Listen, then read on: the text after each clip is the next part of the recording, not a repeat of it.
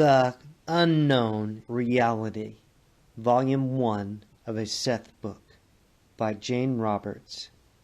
Notes and Introduction by Robert F. Butts. Read by Martin John. Originally published in 1977. This is the Preface by Seth. Preface. There is an unknown reality. I am a part of it, and so are you. Some time ago, I suddenly appeared within your space and time. Since then, I have spoken to many people. This is my third book. There would be nothing strange to anyone in this if I had been born into your world in a body of my own, in usual terms. Instead, I began to express myself by speaking through Jane Roberts. In all of this, there has been a purpose, and a part of that purpose lies in this present book. Each individual is a part of the unknown reality. Because of my position, however, I am obviously more a part of it than most. My psychological awareness bridges worlds of which you are consciously aware, and others that seem, at least, to escape your notice. The woman through whom I speak found herself in an unusual situation, for no theories, metaphysical, psychological, or otherwise, could adequately explain her experience. She was led to develop her own, therefore, and this book is an extension of certain ideas already mentioned in Adventures in Consciousness, the book. To write that book, Jane Roberts drew on deep resources of energy. 11:11, the time. The unknown reality, however, is unknown enough to usual reaches of the most flexible consciousness, in your terms, that it can only be approached by a personality as couched in it as I am. Once expressed, however, it can be comprehended. One of my purposes, then, has been to make this unknown reality consciously known. Man thought once, historically speaking, that there was but one world. Now he knows differently, but he still clings to the idea of one God, one self, and one body through which to express it. There is one God, but within that God are many. There is one self, but within that self are many. There is one body in one time, but the self has other bodies in other times. All times exist at once. Historically speaking, mankind chose a certain line of development. In it his consciousness specialized, focusing upon sharp particulars of experience. But inherent always, psychologically and biologically, there has been the possibility of a change in that pattern, an alteration that would effectively lift the race into another kind of weather. Such a development would, however, necessitate first of all a broadening of concepts about the self, and a greater understanding of human potential. Human consciousness is now at a stage where such a development is not only feasible, but necessary if the race is to achieve its greatest fulfillment. Jane Roberts' experience, to some extent, hints at the multidimensional nature of the human psyche and gives clues as to the abilities that lie within each individual. These are part of your racial heritage. They give notice of psychic bridges connecting the known and unknown realities in which you dwell.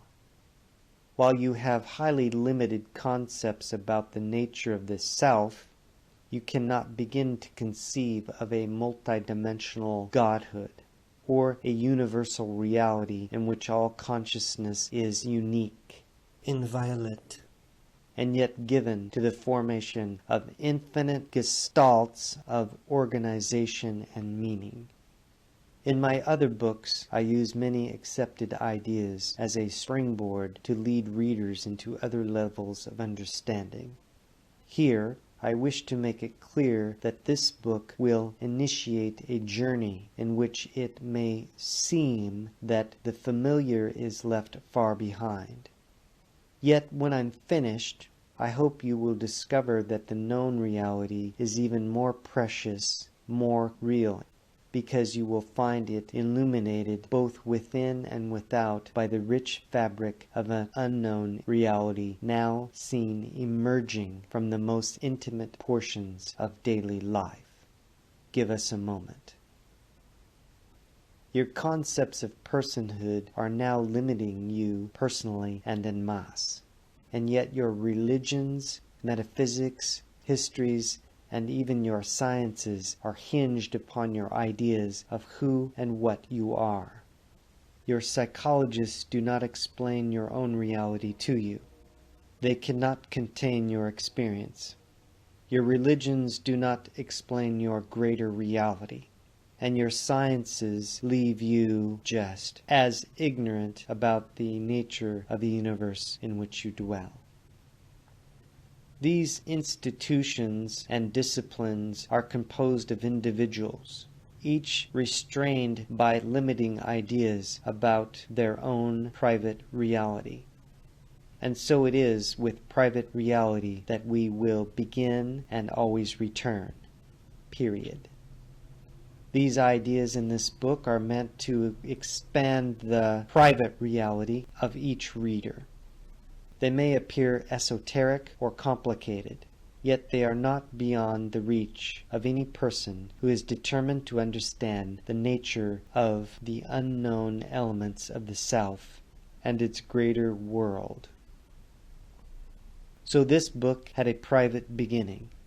Jane Roberts' husband, Robert Butts, wondered about the death of his mother on November 19, 1973.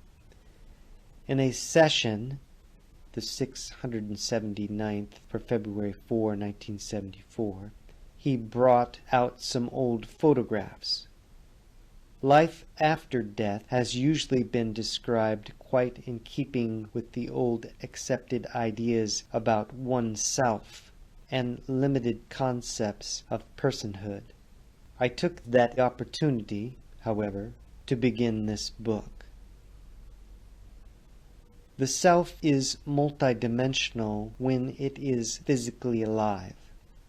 It is a triumph of spiritual and psychological identity, ever choosing from a myriad of probable realities its own clear, unassailable focus. When you don't realize this, then you project upon life after death all of the old misconceptions, and you expect the dead to be little different from the living, if you believe in afterlife at all, but perhaps more at peace, more understanding, and, hopefully, wiser. The fact is that in life you poise delicately and yet perfectly between realities, and after death you do the same. I used the opportunity, then, to explain the great freedom available to Robert Butts' mother after death, but also to explain those elements of her reality present during life that had been closed to him consciously because of mankind's concepts about the nature of the psyche. I comment now and then about photographs that belong to the Butts family, including Jane Roberts. Yet any reader can look at old photographs and ask the same questions, applying what is said here to private experience. The unknown reality. You are its known equivalent. Then know yourself. Your consciousness will expand as you become acquainted with these ideas. I speak, myself, for those portions of your being that already understand. My voice rises from stratas of the psyche in which you also have your experience. Listen, therefore, to your own knowing. Period. Joyfully, end of preface. Peace, light, and love. Aloha.